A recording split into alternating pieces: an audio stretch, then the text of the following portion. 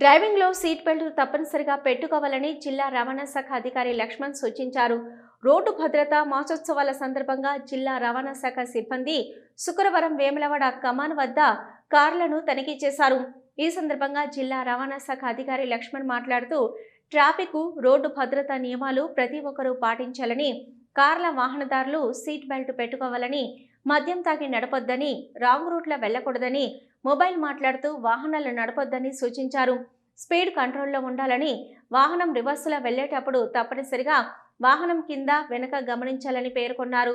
Seat belt పెట్టుకొని వాహనాన్ని నడిపిన వారికి స్వీట్లు పంపిణీ చేశారు. సీట్ బెల్ట్ ధరించకుండా వాహనాలను నడిపిన వారికి దాని ప్రాముఖ్యత గురించి తెలిపారు. వాహనాలకు వాహన భద్రత స్టిక్కర్లు అతికించారు.